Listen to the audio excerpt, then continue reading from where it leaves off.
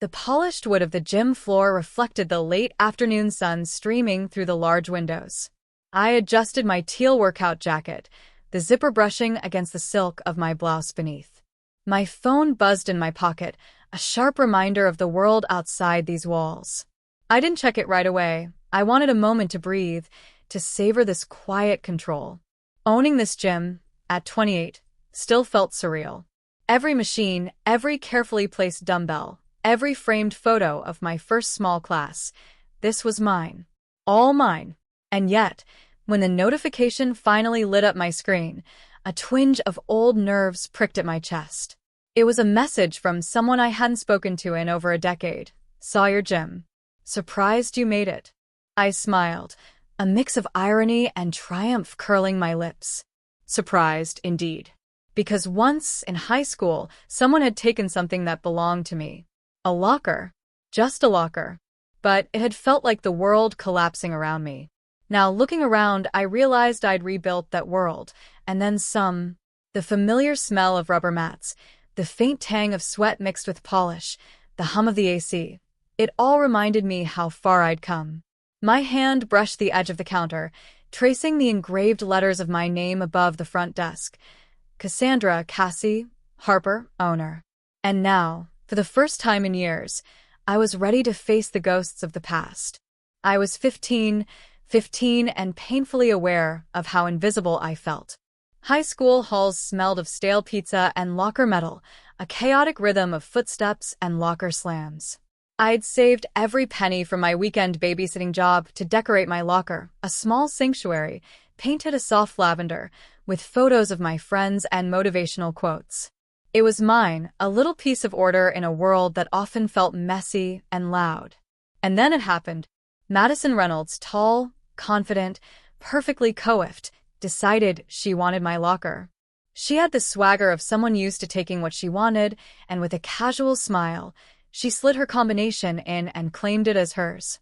My heart sank, the lump in my throat, so heavy it was nearly physical.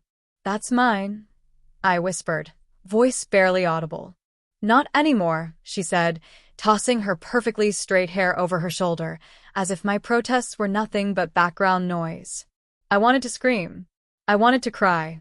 Instead, I clutched the tiny charm my grandmother had given me last Christmas, a silver pendant in the shape of a key, with the words, "Your world, your rules," engraved on it.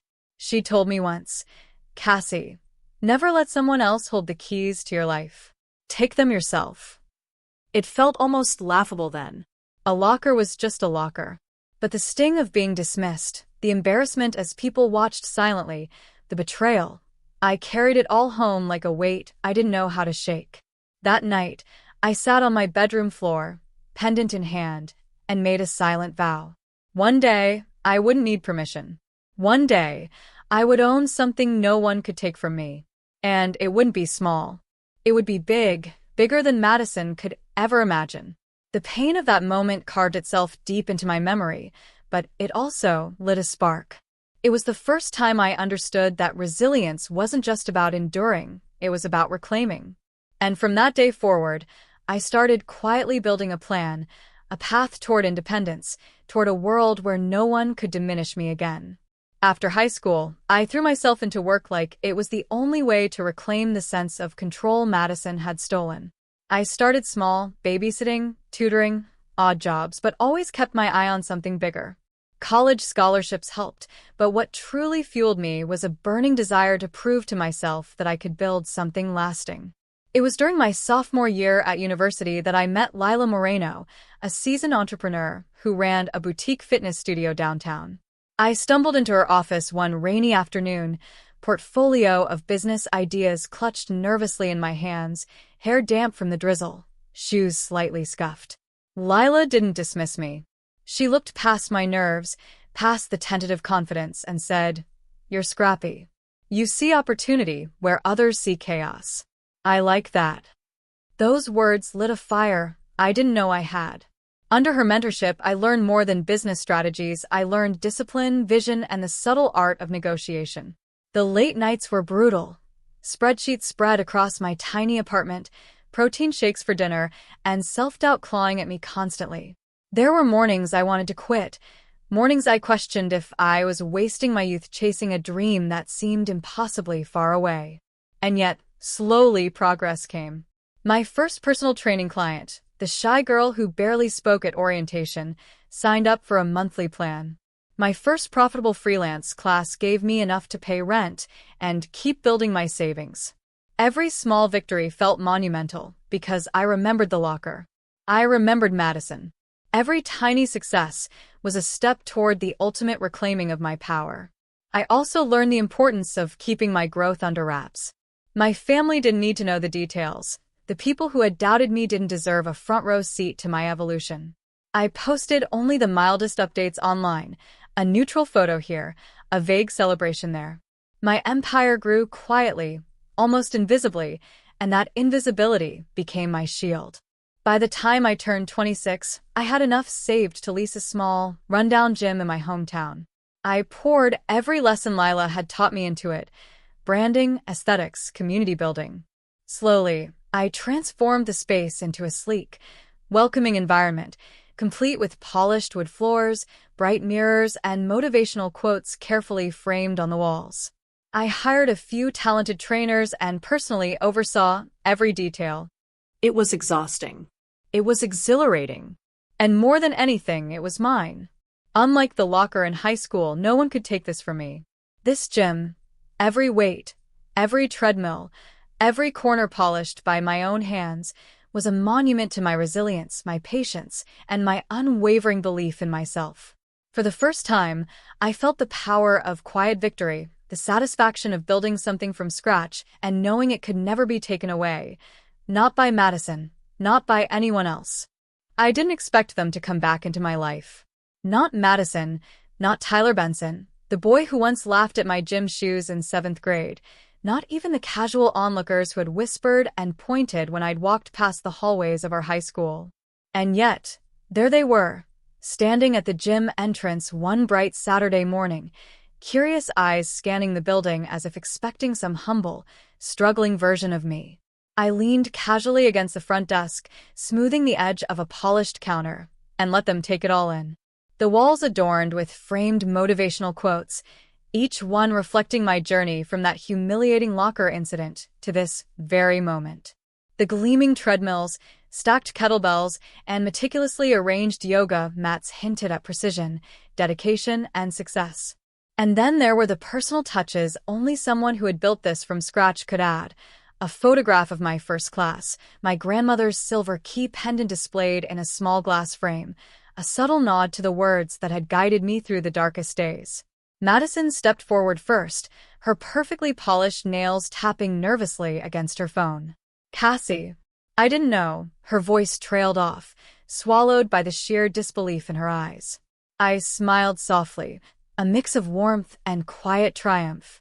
You didn't know because I didn't tell you. But yes, I own this gym. Every square inch, every machine, every single detail. Tyler's jaw went slack. You built this? By yourself? I shook my head slightly, letting the room speak for me.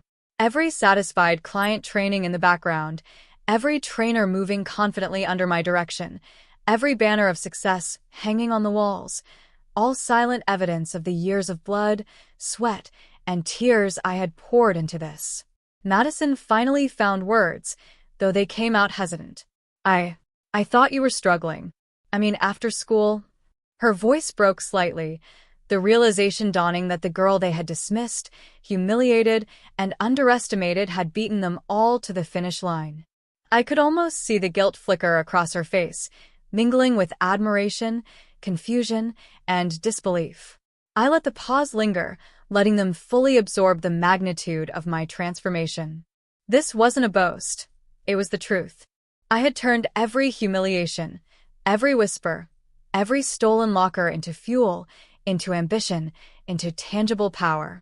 And then I spoke again, calm and deliberate, my voice carrying the weight of every struggle I'd endured. You remember the locker, right? The one you took from me? That moment hurt, yes. But it also taught me something invaluable, that no one can define your worth but you. And that's exactly what I've done. The room was silent. Their eyes darted from the pendant in the glass case to the framed photos, to the polished gym floor, and finally back to me. The girl they had once dismissed had not only survived, she had thrived beyond anything they could have imagined. And in that silence, I felt a deep, quiet satisfaction. Victory had never felt so complete. Not petty revenge, not a loud confrontation, but the profound knowledge that I had reclaimed everything, and more. I let them stand there for a moment longer, watching the realization sink in. This was my domain now, and for the first time, I had the power to decide the terms of any interaction. Before you get any ideas about just waltzing in here like nothing happened, I said, my voice calm but carrying a weight that silenced even the murmuring trainers behind the glass partition, let's be clear, things have changed. And if you want any kind of relationship with me or with this gym, you'll need to respect some rules. Madison swallowed hard. Rules. Yes, I said, walking slowly toward them, letting each word land. First, honesty. I don't tolerate deception or half-truths anymore. You misjudged me once. I won't let that happen again. Tyler looked down at his shoes. Okay, I understand. I nodded, then turned slightly to indicate the gym itself. Second, commitment. Anyone here who wants to be involved in my world, personally or professionally, needs to bring effort, consistency, and respect. No excuses, no shortcuts. This space is built on sweat, discipline, and care, qualities that can't be faked. Madison's lips pressed into a thin line. And if we fail? I smiled softly, a mixture of warmth and firmness. Then you walk away, with your lesson learned. But if you succeed, you'll find growth, understanding, and perhaps a chance to rebuild bridges you once burned. That choice is yours. I took a breath, letting the weight of my presence fill the room. And finally, reflection. You each need to confront the habits and attitudes that once hurt me. Pride, arrogance, dismissal, these have no place here. I want to see effort toward genuine change, not just words. If you can't do that, you won't be part of this world anymore. For the first time, I noticed Madison's eyes glisten. Tyler's shoulders had dropped slightly, the tension in his jaw easing. They were listening, truly listening. I softened my tone slightly, letting a thread of compassion weave through my authority. I'm not cruel. I care about people, especially those willing to grow. But I also know my worth. I've spent years building this life, and I will not let old patterns dictate my future. Their faces reflected a mix of humility, shame, and cautious hope. They had expected confrontation, perhaps embarrassment, maybe even petty revenge. Instead, they were faced with clarity, strength, and fairness. By the time I returned to the front desk, guiding them to a small seating area with fresh water and towels, the dynamic had shifted. I was no longer the girl who got her locker taken. I was the woman who owned the gym and the power to define relationships within it. And in that subtle but profound power, I found something even sweeter than revenge: control over my own narrative and the ability to offer second chances on my terms. Weeks passed, and slowly, subtly, the changes began. Madison arrived early for classes, genuinely engaged, helping clients with encouragement instead of criticism. Tyler, who had once mocked my determination, now assisted with equipment, learning the ropes, his respect for me evident in every careful gesture. They were not perfect, of course, not yet, but the effort was real. I watched them from my office window, arms folded, sunlight glinting off the polished gym floor. The hum of treadmills, the chatter of trainers, the rhythm of dumbbells clanging. Each sound was a reminder of how far I'd come. My grandmother's silver key pendant rested on my desk, catching the light. I picked it up, tracing the engraved words with my fingertip. Your world, your rules. That simple advice had carried me through humiliation, doubt, and long nights of struggle. From the moment Madison stole my locker, I had dreamed not just of reclaiming what was mine, but of building something bigger, stronger, and enduring. And now, holding the pendant, I realized I had done just that. I smiled softly, thinking of all the small victories that had led to this day. The first client who believed in me, the first class I taught alone, the first time I deposited my earnings and knew I could sustain myself. Every step had been hard, but every step had mattered. Sitting back, I reflected on the journey, not just the gym, not just the business, but the woman I had become. Resilient, compassionate, yet firm. Independent, yet capable of sharing my success with those willing to change. I had endured, I had learned, and I had grown into someone Madison and Tyler could not have imagined. And as I glanced once more at the pendant, I whispered to myself, almost as a vow and almost as a promise. I own my world. I define my worth. And nothing anyone takes from me now can ever take that away. That was the truth. Not a locker, not a doubt, not the judgment of the past. It was my strength, my vision, and my grace that defined me. And in that clarity, I felt complete, unshakable, and ready for whatever the future held.